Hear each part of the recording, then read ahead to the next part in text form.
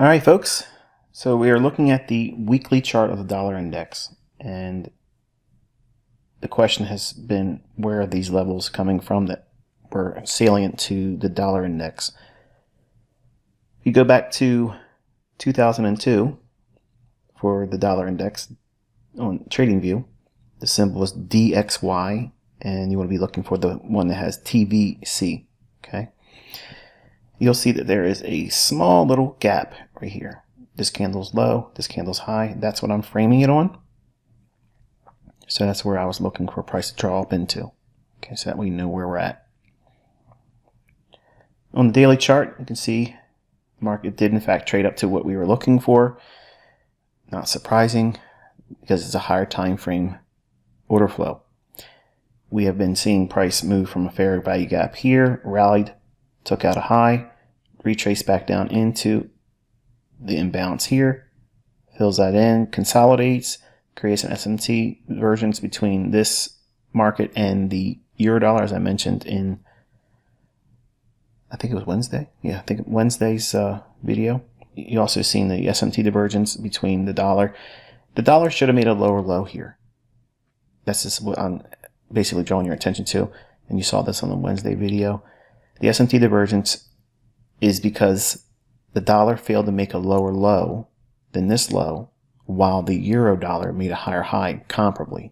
Okay, so if you compare these two specific dates, dollar did not make a lower low. So that's how we can measure institutional accumulation of long positions. It's not indicator based, it's based on price only. And that's how you want to be looking for accumulation. You're not looking for it with an indicator like, well, I could give you a laundry list of things that people claimed it teaches or shows and illustrates accumulation and distribution, but there's no better way than price itself. So when we look for SMT divergence, we're looking for a market that's already predisposed to go in one direction or the other. So I'm not looking at the relationship between highs and lows in correlated or inverted correlations that in itself makes the SMT divergence. No. I'm looking for markets that are expected to go higher. Then I'm watching price trade in areas where I'm expecting things to occur anyway, the imbalance or an order block, which there is no order block in here.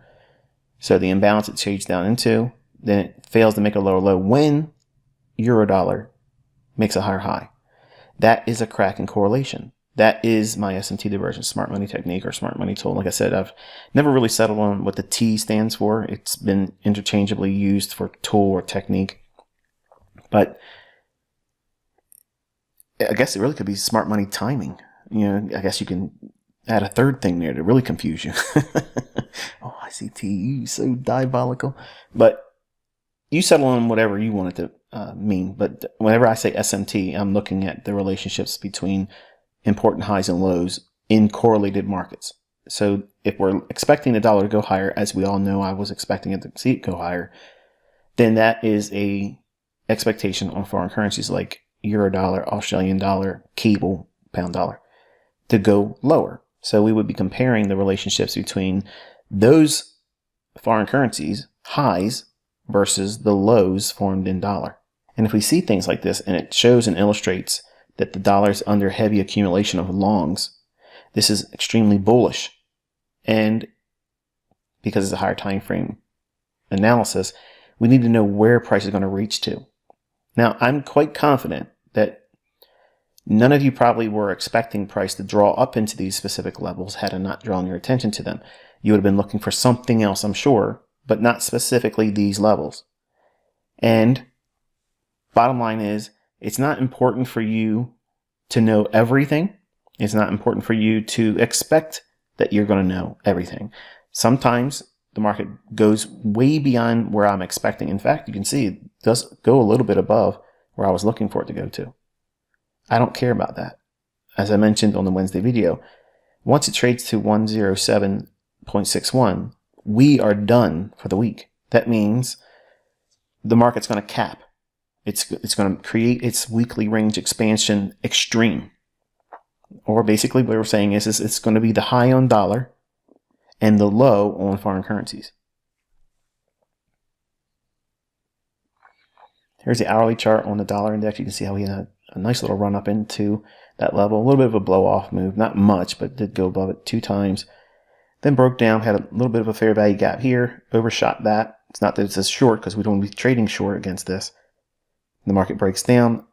I like the idea of sticking to higher time frame bias and avoiding trying to pick tops or picking bottoms.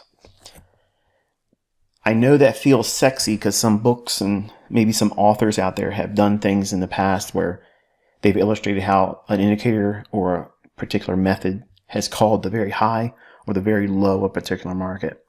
I'm not going to stand here in front of you and say that that's possible, that I could do it, because every time I've tried to do that, historically, I've paid the price and basically lost money. So if you haven't by now noticed that I'm teaching you how to work within a framework that doesn't require you to be picking tops and bottoms. You're looking for that meat in the middle. There's a lot of meat on the bone, and you don't need to be grabbing the last piece of meat or the first bite.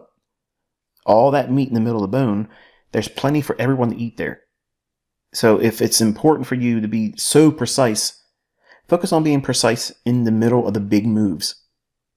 That's where you should feel satisfied when you're getting really close, tight precision, small stops. Not that you need really small stops, and I'm not trying to promote that, but as you graduate towards, excellence in your pursuit of consistency and profitable, those things are not important in the beginning.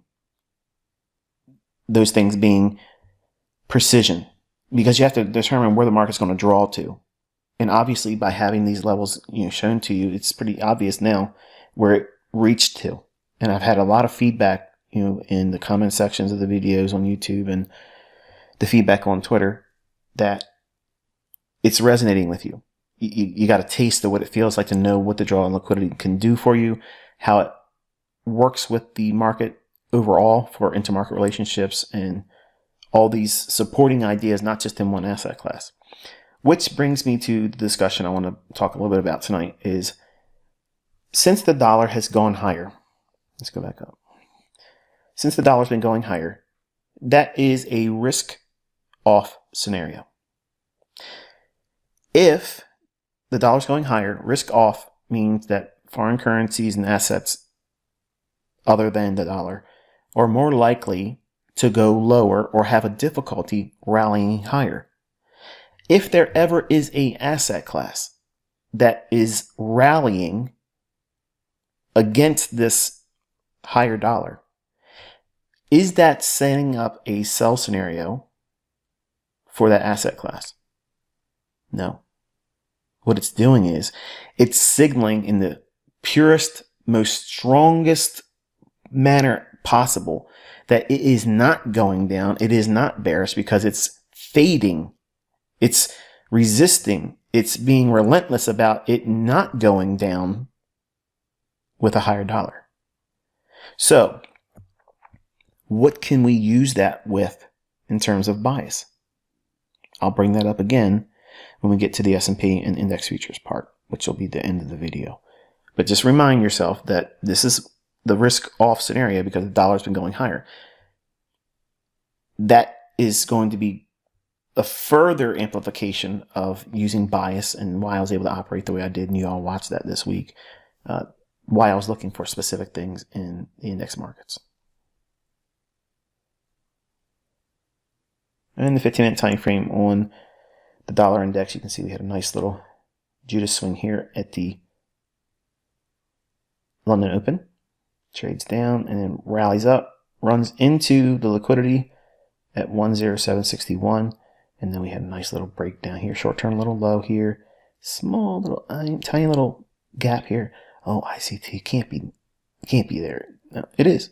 There it is, and it starts to drop down, and your liquidity is right there. It runs into that. All right, and you can see you have a small little fair value gap here. We have a low, rallies up, breaks that low. We don't need to close. Rallies back up into a fair value gap and breaks lower, attacking the relative equal lows here. So that's going to be fuel for a intraday rally on foreign currencies, and then going into the close. So we have relative equal lows here. There's your sell side, and buy side would be here. Eurodollar daily chart. Here is that high, higher high, higher high that was shown to be the opposite of what was being shown in the daily chart for the dollar index. Because at the time in here, the dollar was not making a low, a lower low, and a lower low. It wasn't doing that. It was diverging with the relationships of Eurodollar. So what this was doing is it kept stopping shorts out until it completely closed in the imbalance here. Then it broke lower. We have an up close candle here on, what is this, Friday, Thursday, Wednesday, Tuesday. We opened, rallied up into the bearish order block, and then aggressively ran for the sell side liquidity here, and then dug in deep. And we had a nice little reversal intraday on Friday with profit taking and the weekly range being capped, as I mentioned, when we got to 107 level on the dollar index. Hourly chart for Eurodollar. Okay, you see we've been trading off of the imbalance here, all this in here, retracement, and then overnight we had a run back up into the fair value gap here on the hourly chart, which will be used when we drop down the lower time frame. Then we finally get the capitulation into Friday's trading, making the low of the week. All right, and here is that midnight time window I'm teaching you to look at. Opening price here, extended out in time. Notice what we've had prior to midnight. We rallied up, then we broke down, so we have a shift in market structure here. So from here to here, there's your dealing range. 50% or equilibrium's here. We have the gap on the hourly chart. That's what's being shaded here. Okay, before I drop down into this 15-minute time frame, the shaded area on the hourly, that's what this little box is. Now also, from the high to the low of that dealing range, after the shift in market structure here, we have displacement, measure the range, equilibrium, so we want to see it trade above that, ideally for what? A premium. Notice what's occurring here. It does go above equilibrium. It does so during London Open. Look at the time of day. And look real close. What is that?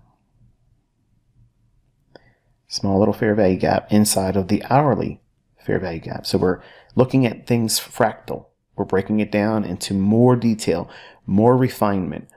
So you can see we trade up into that smaller 15-minute time frame fair value gap, but it's inside the larger hourly fair value gap. And we have the relative equal lows here.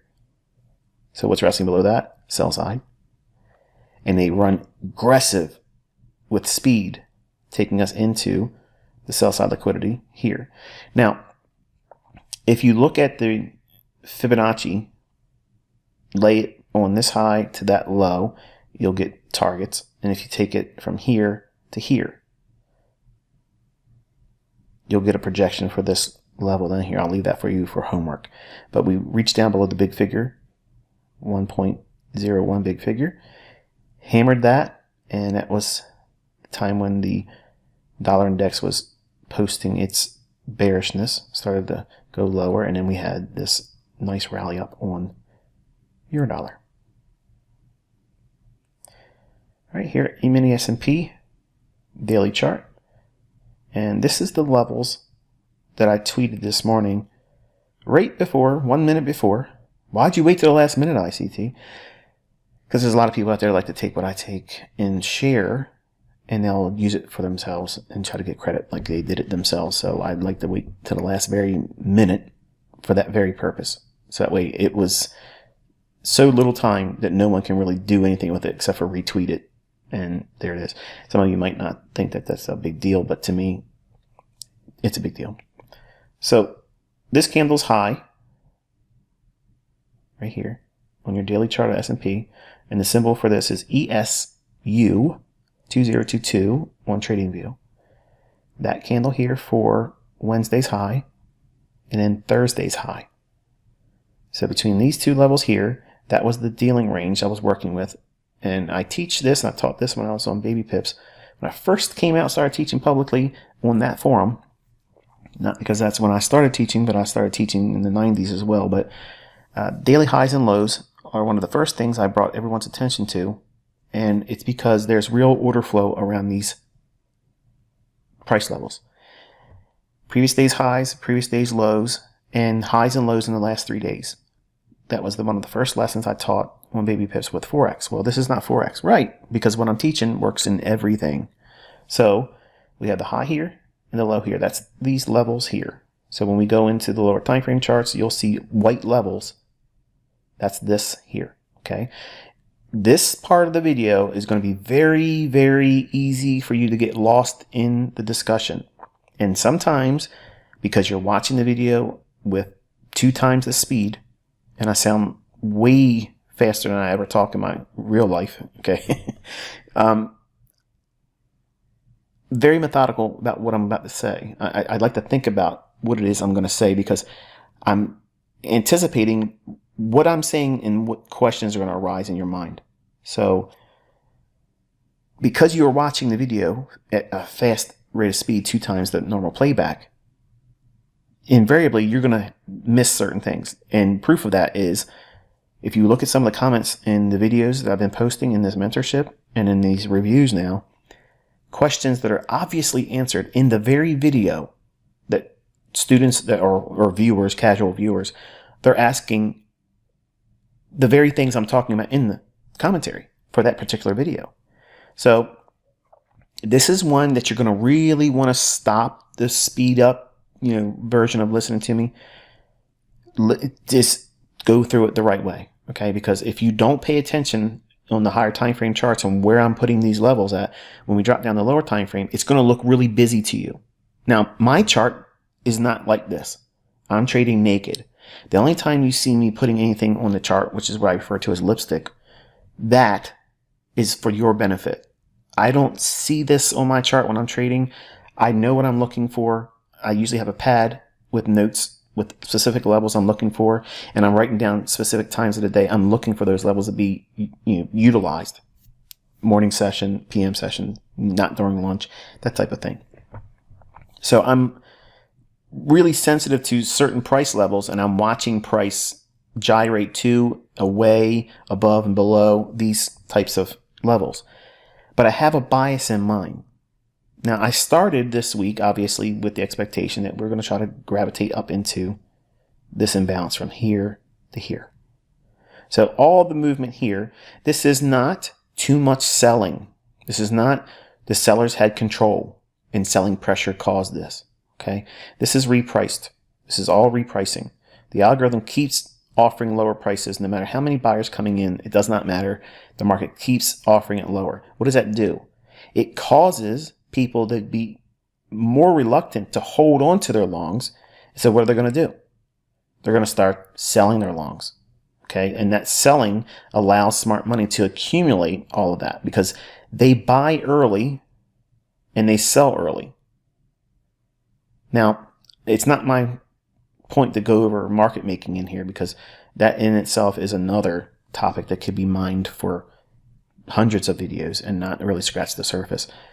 But just know that we were looking for this movement in here to rebalance this. Now, why? Why would I expect that?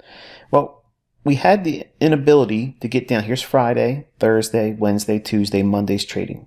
Okay, Monday, we were unable to get below previous week's trading day here on Friday, week before. Couldn't get below it. And look at the reaction there. We took out Friday's high of the previous week. So, shouldn't this market be trying to go lower? Well, with the dollar going higher really hard, that's risk off. Is S&P showing it's wanting to bend its knee to it? No. We have this imbalance. So this is signaling that it's not wanting to go low. The next day, what happens? We open, we trade down. What's it doing? Coming off the lows. It's under what? Heavy accumulation of longs. So what is this market signaling? Is it going in line with risk off, risk on scenario? No. It's doing something different. It's showing a willingness to want to go higher when other asset classes should be having difficulty going higher, more likely to go lower. So is it showing bearishness? Absolutely not.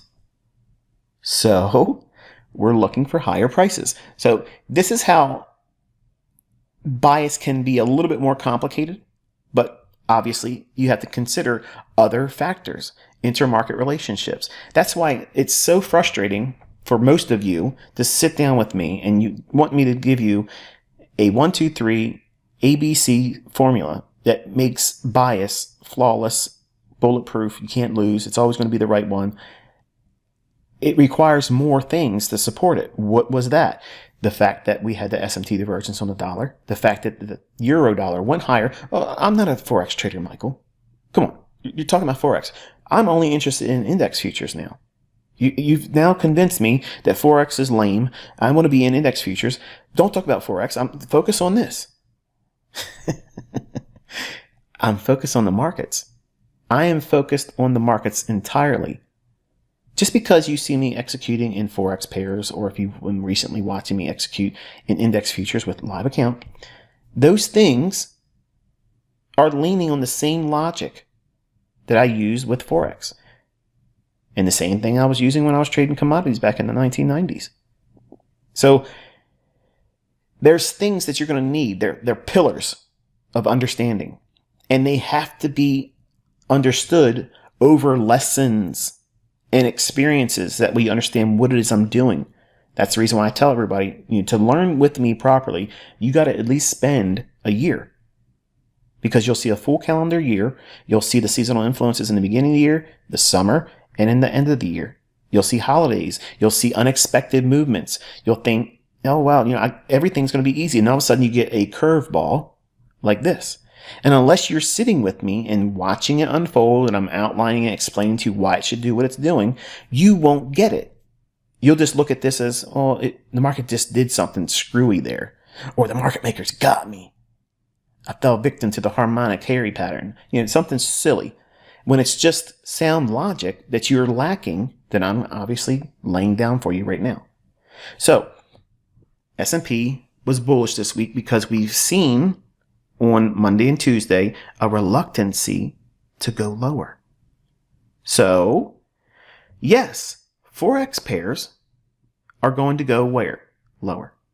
I'm not interested in trading forex right now. My focus is in index futures. I made that very plain to everyone.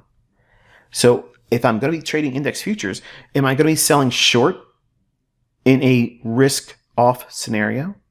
No. I'm going to be looking for the relative strength leader between NASDAQ and E-mini S&P because it's going to go higher. See what I've done there?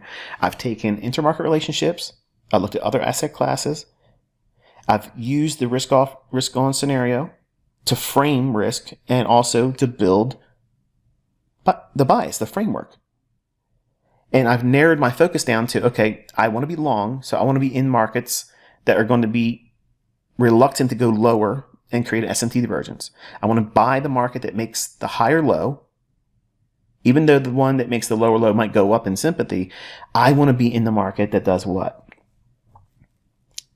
Shows its unwillingness even on the lower time frames to go lower.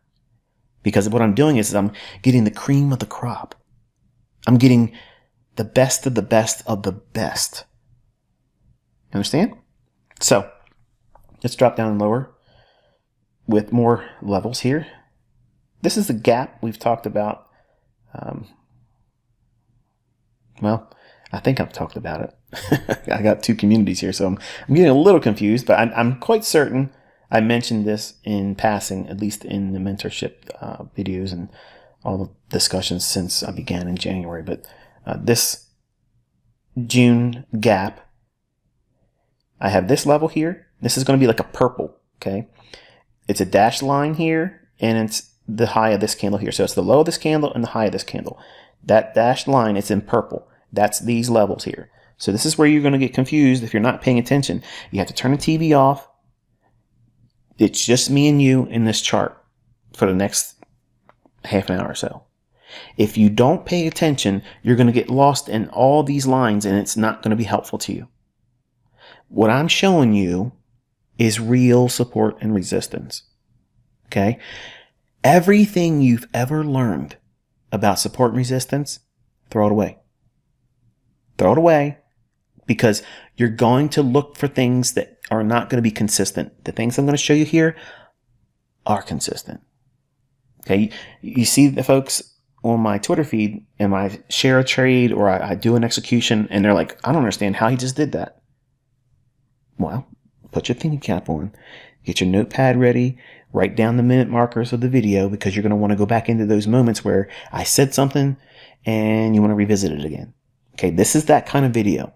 If you're just lazily just going through casual listening and watching this video, you're not going to get as much as you would have if you really chew on it.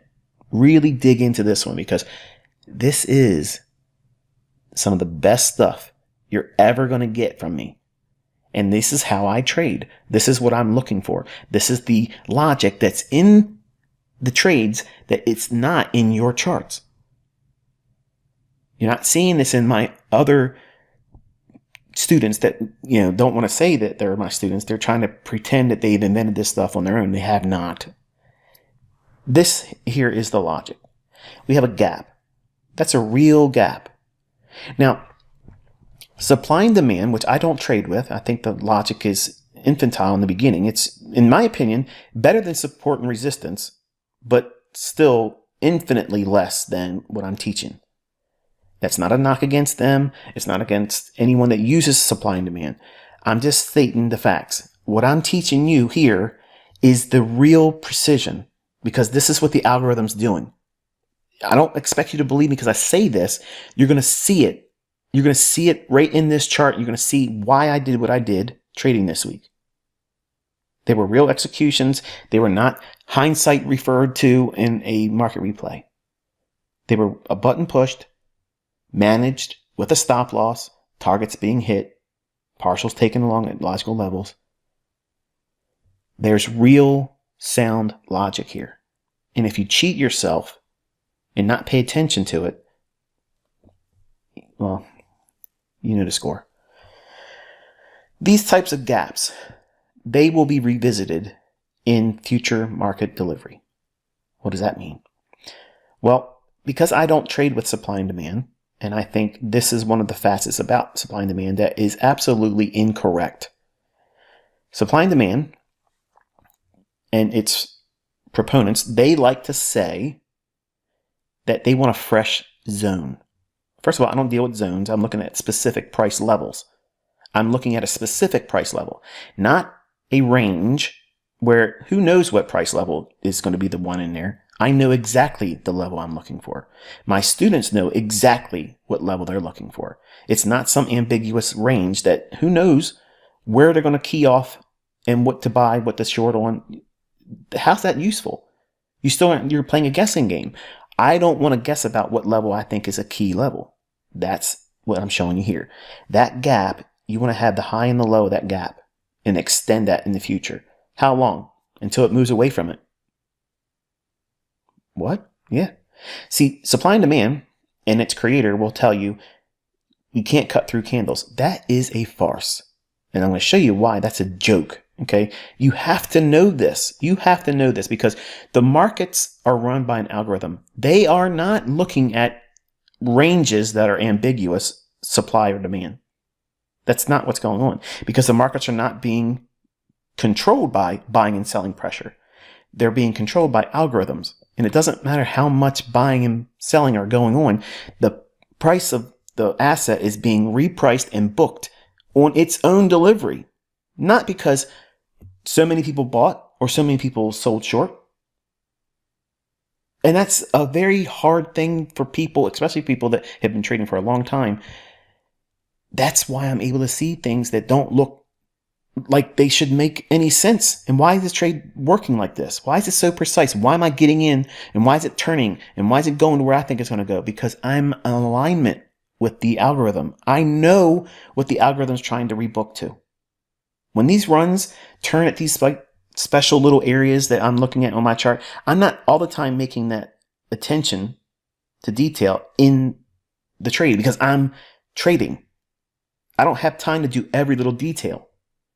But the logic I'm seeing in price, this is what I'm showing you here today. This is what I was looking at the entire week. Why I was mapping out all my expectations, why I was looking for certain things, why I was going to gravitate to. When it gets above a certain level, how would I expect to use that information? I want you to get that from tonight. Okay. It doesn't mean you're going to learn it all and understand it and go out and do it next week. But this is how you build a foundation. I'm putting down tent poles. Okay. I'm building a foundation. I'm pitching a tent. Okay. You're going to have to spend some time with this stuff. And that's the wonderful thing about doing reviews. You'll see these types of things repeat. And by repetition and taking it in each time, getting a little bit more understanding. And over time, what will happen is you'll have a better understanding of the tapestry that price creates day by day, week by week, minute by minute. So we don't believe in not cutting through candles. You're going to get the real narrative by cutting through candles. One of the best things you can do is look for these real gaps like this. Okay. Also, in TradingView, there's a setting where you can do the electronic trading in I forgot what they call it, but there's 2 settings you can do for charting. And you want to have both of them toggled back and forth. And wherever you see gaps like this, there's lots of them when you're using non-electronic trading hours. Those gaps you want to have on your chart. And guess what? My private group just learned something because I've never taught that anywhere. Okay. I've taught it in early lessons when I was talking about S&P trading on baby pits, but I've taken that video down. And to be honest with you, it's not good enough to be put back up on YouTube. I'm actually doing a better job of teaching it here. But real gaps like this, you want to extend those in time. Okay. Same thing with a weekly opening gap. Whenever you see a weekly opening gap, the gap's lower than the previous week's Friday close, or if it gaps, gap up or gap down away from the Friday's close, that gap, you want to have that and you want to mark it and extend it through the entire week because it will be used as support and resistance. Once you do this a few times, you're going to laugh at the whole idea of supply and demand's logic, if you want to call it that, of not cutting through candles. Gaps are a real thing. And just because the market goes up here and overlaps that gap here, and you would assume that that's rebalanced, right? It's not. That's not rebalanced because it went up here. Okay. This is not a knock against Chris Laurie, but he teaches that once this thing here would go up, that's rebalanced. That's not rebalanced. Okay. That's this redelivery. It's being offered for the first time here. It's not rebalanced until this candle. What? Watch what happens. There's no data here. No trading took place from this candle's low and this candle's high. There's absolutely zero. So if you're looking for a liquidity, quote unquote, void, that is what that is. There's a void of liquidity because there's no trading. This is not a liquidity void. This is not a liquidity void. This is not a liquidity void. Okay. This is a real gap, no trading. So you have to define that gap and extend it through the week, or even as long as we're close to that gap's high and low, it's going to be in my mind on my analysis. Now, if we get above this high here and starts going higher, I'm not interested in that gap because it's too far away. It's not salient anymore. But because we're close to it on Wednesday and Thursday and Friday's trading, I need to reference these levels because they're going to be pertinent to what the algorithm is going to refer back to. The algorithm is not looking at these imbalances here solely. It's looking at this because this is the most paramount, because this was a void. There was no trading going on there. Zero. So how does the market efficiently offer price between these two price points here? It has to trade there. Well, it does that here, right? So job's finished, right? Pack it in, it's over. No. It offers buy side, passing through the low and the high range. Once it does that, the only thing it's done there is offered buy side. To balance it and rebalance that range between that low and that high, it must trade back down through. So it's a pass of two times. It goes up through it and then down through it.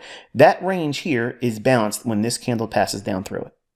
So you're getting both sides of the coin, buy side and sell side. That is a market truism that nobody teaches that. I'm the only one that teaches that because I'm the only one that's going to divulge this stuff to you, and the way it is. You're going to hear echoes from people that listen to me, learn from me, and they're going to go out there and rename everything. But I promise you, none of this stuff existed anywhere else before me. You're not supposed to learn this stuff. It's not for you to know. But this is what the algorithm does. How do we use that information? Well, the market breaks back down and goes below this gap. Okay, once we go below that, it's trading back down into this area here. So all of this here is now getting rebalanced because this range up needs to have what? To be balanced, it has to trade back down. So a green candle up needs to be met with a, well, in my case, the down candles are black. So when it trades back down into this range here, this becomes balanced. Now look closely. We have Friday, Thursday, Wednesday, Tuesday, Monday. Monday's trading doesn't want to go lower during a risk-off scenario. Tuesday goes low, but then comes back off and says, nope, I'm not going any lower. So where does that take our attention? This imbalance from here to here. All this sell side now becomes the present dealing range, and it wants to gravitate up there. If we can get above this gap low, okay, the high of this candle, which is the low of the gap that's here and here, if we get above that, then we're likely to do what? Make a run for this. It doesn't have to happen this week, but I want to see, does this gap's low offer support? And also, remember the levels I started with when we were discussing the S&P in the beginning, the white levels? I don't have them here because it would be too many lines, but in the lower time frame charts, you'll see the white lines. It's this high, Wednesday's high, and Thursday's high. So on Friday, we open. What are we expecting on Friday? Non-farm payroll. Now, I don't advocate trading with live funds if you're a developing student because you have no idea what you're doing. The volatility that can come into the marketplace if you're trading with live money and you're rushing in there thinking you're going to get a big move and you're going to get lucky, you're not going to get lucky. You're going to get your clock cleaned. Okay. And that's the reason why I tell people don't trade non-farm payroll, because honestly, if you're listening to me, you're probably a developing trader. I have a lot of people that are well versed. Those individuals know how to navigate. They can participate in non-farm payroll. They're not listening to me because they've been doing it long enough to know when to work with it. But it's not beneficial, and I'd be doing a terrible disservice to any students that come by my way to say, go out there and trade non-farm payroll because there's volatility. That's stupid. That's a poor mentor. That's stupid. Okay. That would be so ignorant and irresponsible as a mentor for me to encourage anyone learning how to trade on those days. Those being Thursday before non-farm payroll and the very day of non-farm payroll, because it can be very chaotic and you don't have the understanding that, well, someone with more experience and have traded with live funds and traded non-farm payroll for decades would be able to navigate with. So don't listen to talking heads on the internet about me, okay, that want to try to derail you and say, oh yeah, ICT, he can't trade because he doesn't want to trade on non-farm payroll because he doesn't know how to trade. No, I know how to trade. I've obviously proven it again today, but I don't want to be guilty of giving the message or conveying the idea that you should because I can. Remember, when I teach these things on YouTube, and I taught you that model just recently in this mentorship, that's not all I know. But you don't need to know everything I know. Just model alone that you've been given is wonderful and it's simple and you don't need to make it more complicated than that. But I love teaching and also want to do market reviews because I want to put the people out of business that are selling my videos. So you don't need to buy those things. You're getting it right here, right from the horse's mouth. So we're going to drop down to lower time frames and there's other levels I want you to see. This dotted line here is black. Okay, it probably won't be so clear on the lower time frames in terms of what color it is. Just know that down close candle, that opening price, that's a dot line, and it's black. And you have a heavier, thick green line here. That's this imbalance low. Okay, so it's this candle's high to this candle's low. That's this imbalance here. Okay, so we have the dotted line, this is the order block. The dark green line is the low of this imbalance, which will be useful on Thursday's trading. And then we have this red line here, which is the top of the imbalance. And the two purple lines are the old gap. Okay. Anything white is going to be this candle's high and this candle's high here. So you can see why I was telling you, pay attention. Okay. It might even be beneficial for you to have a screenshot of this chart where you can look at it if you have multiple monitors or something to that effect, or take a picture of it with your cell phone. So that way you can see what these levels are when we're in the lower time frames. It'll help you navigate them. So you can pause the video when we're in the lower time frames and see where you're at in the orientation of all these levels, because these are key levels. And I'll explain why as we go. All right, so here's the hourly chart. And this is the sell side imbalance I mentioned on Wednesday. And some of you were like, what is that? It's when the market only offers on the downside. It's not selling pressure. It's the repricing lower, and it's inefficiently done. So the market's going to do what? If it's bullish, it has a tendency to want to come back up into that and rebalance. Is it rebalanced when it does this? If you heard Chris Laurie teach, he'll tell you that's balanced now. It's not balanced. This is just redelivered. This is rebalanced. See what's happened here? This high of this candle, and we can't see here because I don't have it on my chart, but over here it's anchored to another low, but you can use this one as well. When the market trades up into that, when it trades up there, it's redelivered. So we have sell side. It runs up, redelivers for buy side, but it is not balanced until it goes back down again to that same level. Now it's balanced because it's done what? Sell side creates the imbalance. So what's it doing? It offers the buy side there, then it offers the sell side in a much more uniform, efficient manner. This becomes a support level now. What level? That level right there. That's how you find real support and resistance. Okay. I don't care who wrote a book. I don't care how many things that they get accolades for having the best education, talking about things in hindsight. Okay. I have a lot of useless books that talk about support and resistance, and they're nonsense. They're all a fallacy. They're comic strips. Okay. If I didn't spend the money and have so much time invested in energy and belief placed on them, I keep all of my books because they have sentimental value. I conquered all that crap. I can see through all this garbage. Okay. All these Renko bars and all the Heikinashi and the Ichimoku and what you name it. Okay. It's all garbage. That's real garbage. Okay. Everybody wants to say what I'm doing. No, you just don't know what you're doing. You don't know enough yet.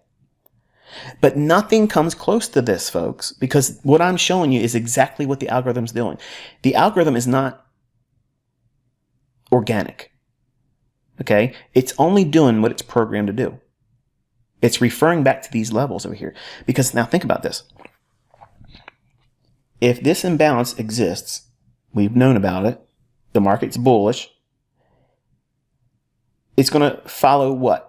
The logic that everything that would be otherwise bullish, does the market keep supporting price higher? Okay, well, let's go back to, we have that dotted line. That's the order block, right? Does the market find support at the order block?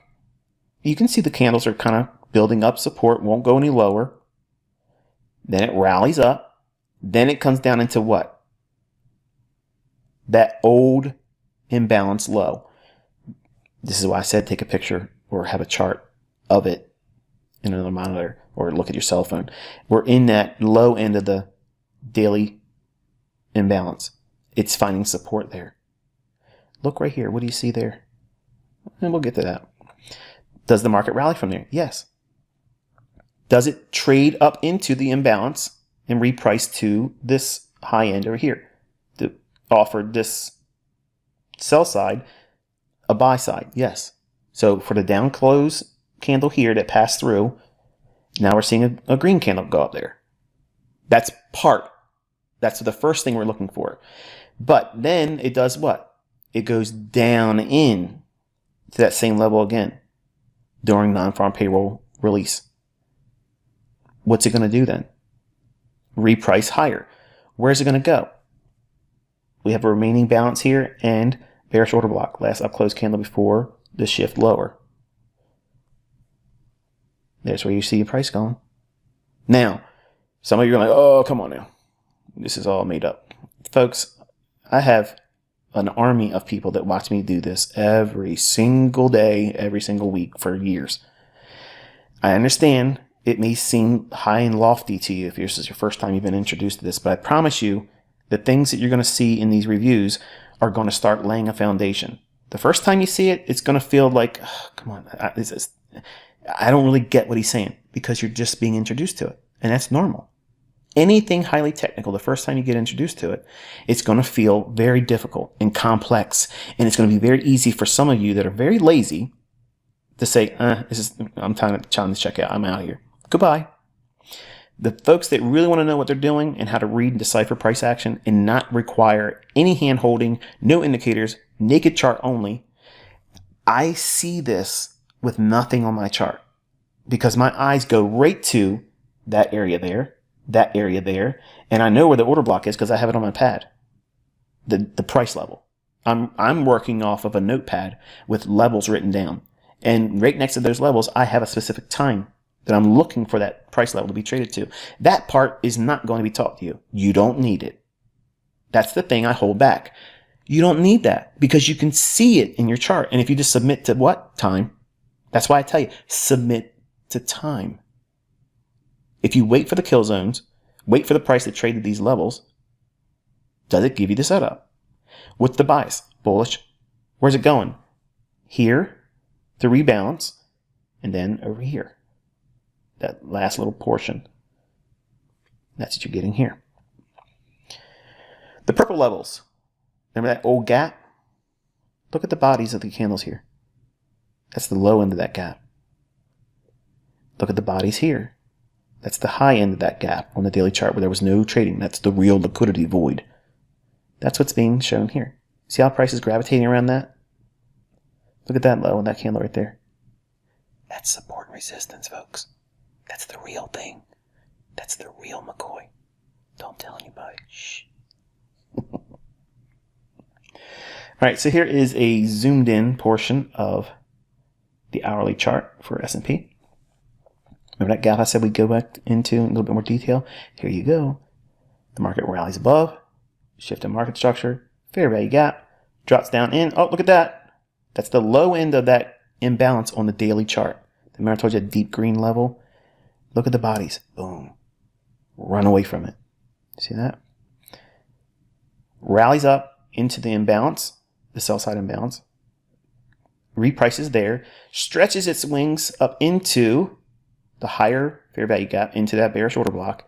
And the levels I have here in white, they are the levels that I was sharing on Twitter this morning at 8:29, 1 minute before 8:30 in the non-farm payroll release. This is where I said that the liquidity levels I'm monitoring and watching.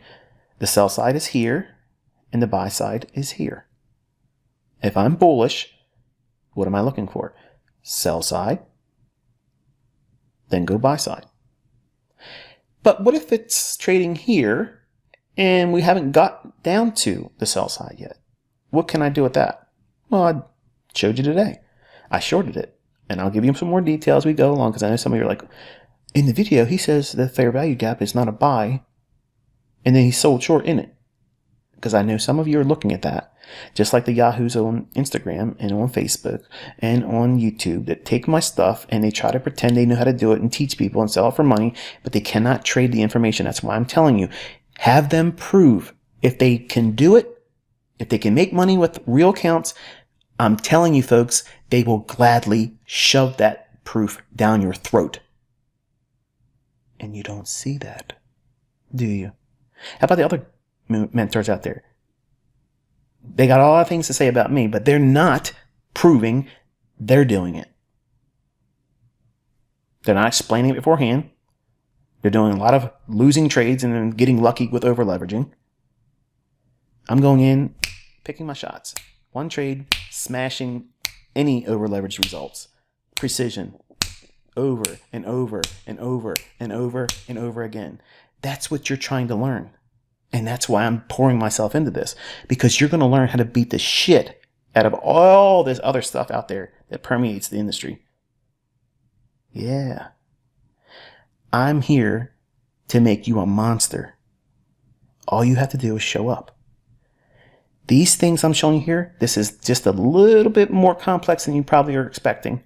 But I promise you, you have to dig into this. Study it. Do it with your own charts. See the things I'm sharing, then go into your charts and put them in your own charts. Study them. You'll see a lot more things that I'm actually talking about. But what I'm saying is obviously the most salient thing. We're going to look at the setup that was for non-farm payroll today. Here is the 15-minute time frame, and we have midnight opening price. We don't have it drawn out because I have enough lines on anyway, but you would be watching and monitoring that here. And the market does what? It drops down after going into the imbalance here, after taking buy-side liquidity here. We break down, come back up, rebalance here, and then we sell off ahead of 8:30. Going into the 8:30 window, non-farm payroll is here. I did not capture anything up here. It moved too quick. In fact, you can watch the video that I have a link to. I'll put it in the comment section. I'll try to put the link and pin it like I did the other day with the other one. But the video shows me waiting for it to create a fair value gap, and then I want to see it rebalance. What does that mean? What I've already just taught you here. Then I go short, and I'm targeting that level here. It's trading down into a fair value gap that I don't want to be short in. I want to target that up here, down into that. Then, in the video, you actually see I'm going to buy the fair value gap that forms, or subsequent fair value gap rather, that forms once we take out that low. I thought about it, and I was like, you know what? I'm not going to do that, because if I do all that, it's going to just make the case that you should be in here trading non-farm payroll. So I just showed one example, and that's enough. But you can clearly see in the comments and the annotations of the video, this was a buy. And the fair value gap that later on forms that I shared on the chart could have very easily been a run up into the buy side liquidity I gave far in advance reference to before we even started moving down. Okay. I know some of this isn't going to scratch every itch for some of you, and it's probably going to create more, questions. Just hang out. You're going to see a lot of things that you never thought existed in trading and precision and consistency. But you have to be here. You have to show up. And you have to roll your sleeves up and put the work in. Purple line here. That's the low end of that gap on the daily chart where there was no trading, that liquidity void. There's your bodies of the candles here, even on a 15-minute time frame. And it trades up through the high end of the gap. Comes back down through it, and then bam, hits it there and rallies through. Goes back to where the liquidity was above that white line. And it almost completely fills in that gap on the hourly chart and then into the close. Let's go a little bit more in terms of detail. Here's a 5-minute chart. Here's a fair value gap. Trades up into that ahead of 8:30 non-farm payroll. Breaks down. We have sell side below here. And then we have the imbalance down here and the liquidity at Wednesday's high. This is Thursday's high. That's what these white lines are. Okay. Wednesday's high, Thursday's high. Oh, see, all you're doing is teaching a ceiling broken becomes a floor, and a floor broken becomes a ceiling. No, I'm not teaching that at all. I'm teaching you what the algorithm's doing. Watch. Trust me. Just trust me. I'm taking you somewhere. Did it stop at that white line, which was Wednesday's high, and turn around? No. Did it stop here and turn around right at that old high on Wednesday? No. It went to where I teach, into the imbalance, into the top of the imbalance on the hourly chart. Remember that 38.7150 level? Go back and look at it. It hits it here and then rallies. Small little gap here. There's your entry here. You can be a buyer there. Rally it up into buy side liquidity. That's a 5-minute chart. Okay. We're going to go a little bit better than that. We're going to zoom in and we're going to incorporate SMT. So if we're bullish, we're looking for higher prices. Why? Because the index markets are shunning the risk off condition. they keep wanting to go higher. Okay, non-farm payroll comes in, it's manipulation here, trades down to a level, what? The imbalance low on the hourly chart, rallies, drops back down in. Look at the low here compared to that low. See how it's lower? Now I'm plotting the NASDAQ, and this line is being plotted with the NASDAQ low because I'm comparing lows. NASDAQ doesn't want to make a lower low there when the S&P does. But the S&P is trading at a level that makes sense to me. So if I was going to be a buyer, I could trade this one here or trade this one. But I like this one because it's at a level that's already important. This is the low of that imbalance on the hourly chart inside of a fair value gap. Also, when we get into the lower time frame 1 minute chart, you'll see there's another fair value gap here that goes right into with that little drop there, right to the pip. It's beautiful. Then it rallies off. So we have S&T divergence there. And here's the 1 minute chart. Market's dropping down after the initial drop here at 8:30 non-farm payroll.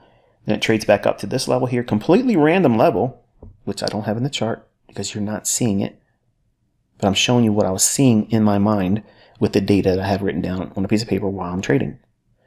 My charts are naked. This is way too much stuff on the chart, but I have to have it on the chart for you to understand the logic. What's the things that's going on in my head?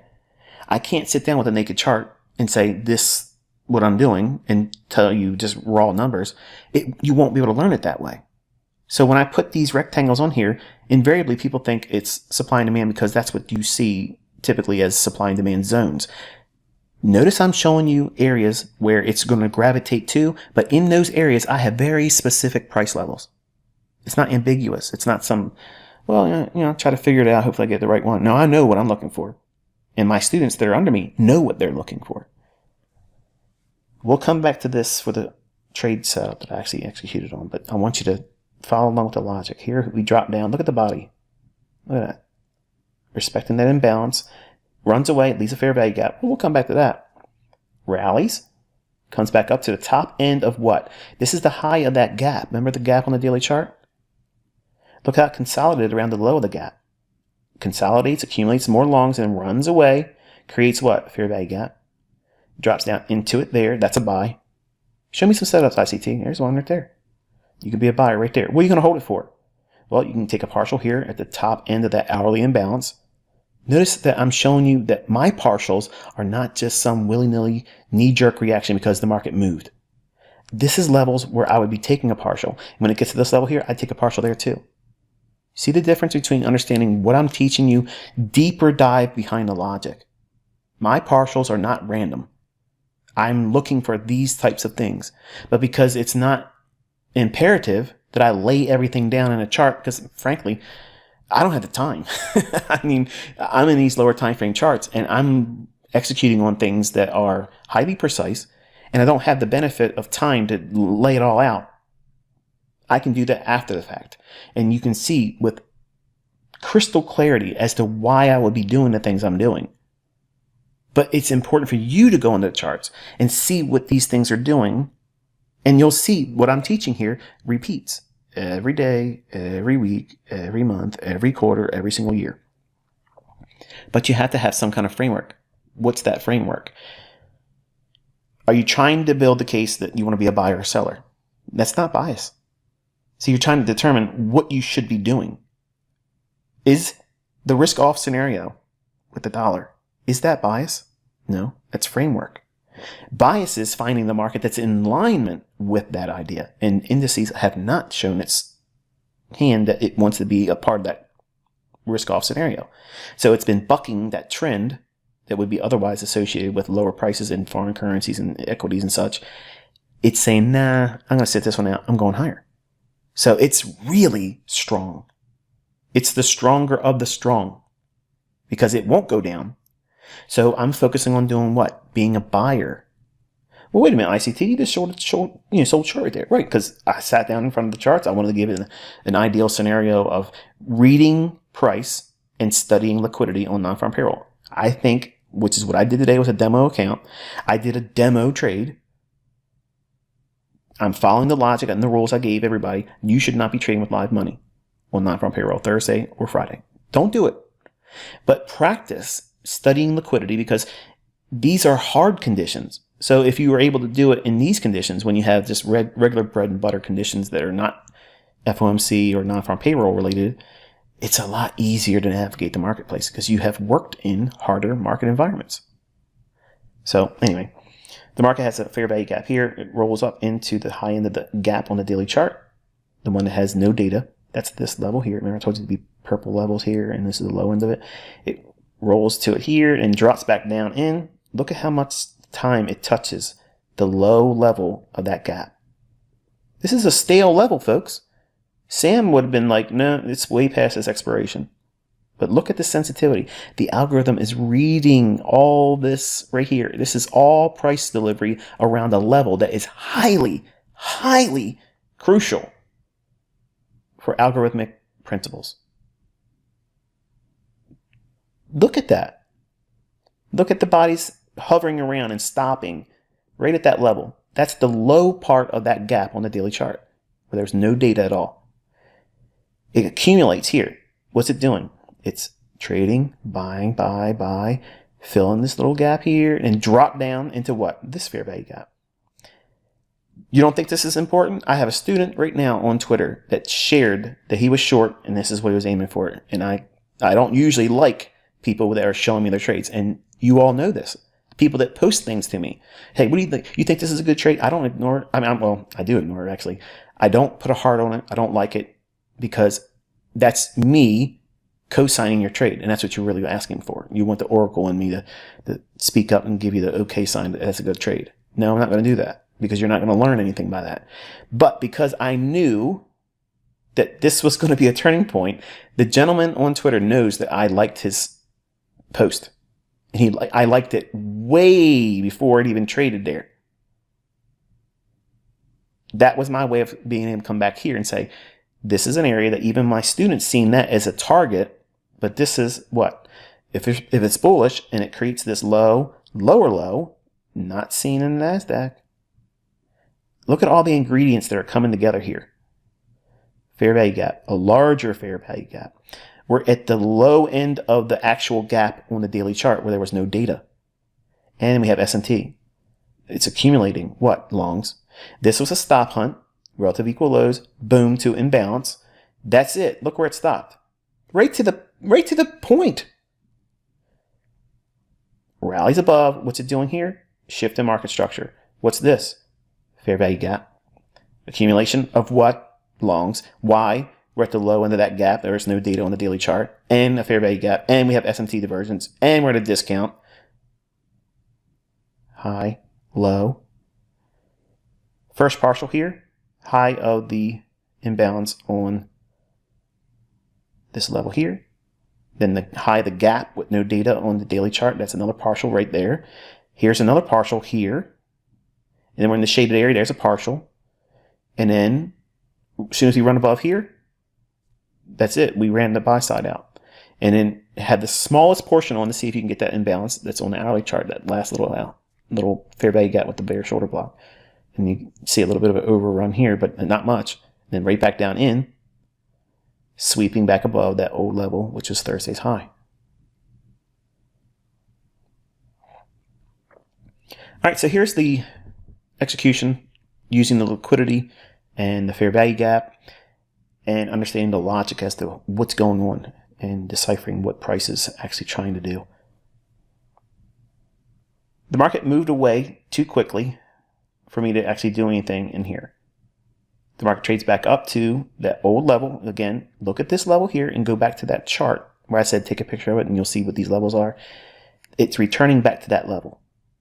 So that to me is important. I want to see this price move away from it. It does. This imbalance here, I knew before we dropped down into that, I knew some of you were going to look at that and say, okay, it's rebalancing this fair value gap and that would be a buy. No. I'm going to wait for it to do what? Look what happens, okay? We have the imbalance created here. So the fair value gap exists. The market drops down. it closes this range in from the low or high of this candle to the low of that candle. All this movement up is balanced out right there, right? No. No, no, no, no. All that has done is just repriced to this level. It's rebalanced and now balanced when it goes back up to that level there. Because of that, and because I'm expecting price to get down here, remember that liquidity level at 38.75 and a quarter, or whatever it was I tweeted this morning, whatever this white line is. Again, you can go and look at the tweet. I don't, unfortunately, have it in this presentation. I wish I would have added it now, but it's on Twitter. It was 8:29 a.m. New York time. It trades over top of this here. It reprices to that low of here. So all this movement up is rebalanced at that point. No, it's just repriced to it. So it offered buy side, sell side, and then it goes one more time back up to this level here. Now it's rebalanced. So now at that moment, when the institutional trader that is in alignment with, when I say institutional trader, I'm not talking about Goldman Sachs, not Citi, different kind of breed of person, okay? They're not out there to draw attention to themselves, but they're looking for these types of scenarios to unfold in price, and then they engage. They're looking for price to be down here, like I outlined beforehand this morning on Twitter. That's where the sell side is. Okay, so if market's up here, and I can see where the market's going to rebalance to, it gives me the opportunity here to see it. I wait for it to come down, and then it goes up. I'm selling short. What? Yeah.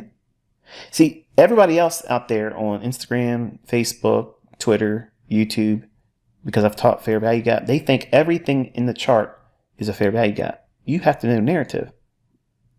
That's why people with my pirated videos are constantly emailing me saying, can you teach me? Because they have not been properly trained. The videos by themselves don't do anything. You got to walk through this stuff real time with me, daily, weekly, monthly, over time. It's not easy, but I have to be the person that navigates it with you, and then you'll learn it. The people that are trying to mimic me, they can't do it, and that's why they cannot have profitable students. The only thing they're seeing, if they have any people reporting they're making money, is because the simplest things I've even taught on this YouTube channel have been parroted. So really, they're not teaching anybody. I'm teaching them indirectly. You're welcome. So the rebalance here, when that happens, I'm going short, and I'm trusting the fact that now, look at this. We'll come back to that in a minute, okay? Because I did a stop loss with this logic in mind. I can trade with ultra small stop losses. But again, the responsible mentor in me, I'm not trying to sell the idea that my students, when they're first learning how to trade, should be going in there trying to trade with 2 pip stop losses on forex, okay? Or 2.5 point or 3 point handle stop losses in the index futures. I don't think that's practical. I don't think that's practical at all, especially with the level of volatility we've been seeing the last 2 years. That would be unreasonable of a mentor. Now, I'm not a 20-year-old hotshot that's trying to make everybody love me because of image. In fact, I'm probably one of those boring person on the planet to learn from, and that's what you want. You want that because I'm going to take you into the chart and show you the fun stuff, and I don't have to have all the fanfare around it. If you start seeing these things in the price action, I promise you, you will never regret putting the time into these videos because I'm showing you what really goes on that nobody else knows. Because if they knew it, they'd be out here teaching it. They would have shown it to you a long time ago. It's not meant for you. So if you have a setup that's opportunity to see it go down to a level of liquidity, why not short it? That's what I did. I used the logic of this range being repriced, then now it's balanced. I can be a short seller there, and I can put my stop loss above this candle's high, or at that candle's high, knowing that we already had this imbalance, and this fair value gap, I'll just use this candle here. I don't think it's going to go up to that level, because the logic of what I'm explaining here, because I know the algorithm. think, folks, if these markets weren't rigged, how could I have done that? You knew the levels I was looking at beforehand. And then I executed. And I showed you it was the same account. There is no out for people that want to doubt. You either have to dig into this and put in the work to learn it, or to say, there's something about that guy. I just don't trust him, but I can't do it, so I'm going to move on. Go ahead, do that. There's a lot of good people out there that are doing all kinds of wonderful things to entertain you. I'm not trying to entertain you. I'm trying to teach you. And it's going to be hard sometimes. But this is next level kind of stuff. And it's not in your books. It's not in retail stuff. So being short here, reaching down below, what's this level? That gap. That's why I'm taking a partial. It's hanging around. I'm thinking, okay, it might run up a little bit and bump this order block. I don't want to sit in that. So I took another partial. So half the position off because I went in at 8. Took 4 off on the pass through here, and then 1 more here in the event that it wants to run up to the order block, because it's non-farm payroll. I could get it wrong. It might get squirrely and run up in here and rebalance to this area here. Not the entire thing, but just bump this. I don't like that. I don't want to be in that much of a retracement. So 4 of the 8, 2 of the remaining 4, and then the limit order, you watch that happen as the recording unfolded. And then that final 2 filled out at 38.75 1/4. Went down below 38.7150, which is the old high on the hourly chart that creates the imbalance, or the sell side imbalance. And I know this is going to be hard for you to follow along, but I promise you, if you did what I told you to do in the beginning of the video, it's going to be easy. But you'll have to go back through this video a couple times to really pull out the diamonds I'm laying down here. Then it rallies up, creates that little gap that we'll come back to later on. And then one more time here, fair value gap there. That's that one buy I told you that would be a setup that wouldn't otherwise be drawn attention to. I would use this for pyramiding. So I would have went long here. Maybe even added one here. And then this definitely would have been a pyramiding position. So let's reverse the logic and say, okay, I was using 8 to get in down here. 8 long, 4 more, 2 more. And I would let it run up into here and maybe get into the upper end of the gap on the daily chart where it has no data, that void of trading, where there's no data at all. The purple level, which is not showing here. All right, and here is with the fair value gap and the S&T divergence. Fair value gap trades into that again. Really nice 1 minute chart. Look at the reaction and response around that old gap level. This is the low of that gap where there's no data on the daily chart. Look at the candles. See that? That's real accumulation. Yes, we have little tails on each candle, but this is showing you that the market's doing what? It's accumulating long positions. After a shift in market structure this high here, that right there is the easiest buy signal you will ever have. Buy side aim there. Partial here, here, here, and there. Well, what if you don't have that many things to take partials off? Low-hanging fruit, folks. Which is the easiest one to get to? What's your threshold for holding onto a trade? In the beginning, you're not going to be patient. And there's nothing wrong with having your entire position off here and then watching to see if it gets up here. In the beginning, that's normal progression. But it's going to be hard for you to be a buyer down here or here and then hold on for the full position, no partials. That's enduring way too much. That's a stage you go through after you've been doing partials for a while. And then so you want to get to the point where you don't take any partials and you endure the entire trade until it either stops you out, hopefully if you trailed it properly. And I'll give you rules for that. Episode 41. I'll give you the rules about managing your stop. So, again, folks, this is not the easy stuff, but this is the business. This is the really real. This is what goes on. This is how the algorithm refers back to price, and it has nothing to do with your harmonic patterns. It has nothing to do with Elliott wave. It has nothing to do with Gann. No Wyckoff. No supply and demand. No buying and selling pressure. The markets are ran by AI, and they're referring back to these levels. Think about it. The evidence is in front of you. It's in your charts every day, every week. All I'm teaching you to do is go and look for the clues, the signatures. That's what I call them. Signatures. What does that mean? These are things that repeat over and over again, that they're not framed on retail logic. They're framed on algorithmic principles and theory. And if there is an algorithm, you should see evidence like this in the marketplace. And that's why I'm precise when I'm showing you my examples. That's why my analysis is dead on. How many things have you seen me call not come to pass? Think about it. How is that possible? Because it's not because I'm doing things retail. I'm not trading support and resistance. I'm showing you how to find real support and resistance, and it's not even conventional, is it? That's the reason why you get stopped out and you don't even know why the market moved.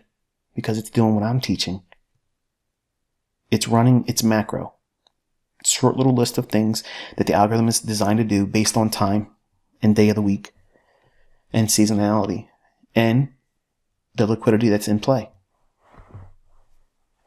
You don't have to subscribe to my view, but it's hard to understand how to learn this without having that mindset.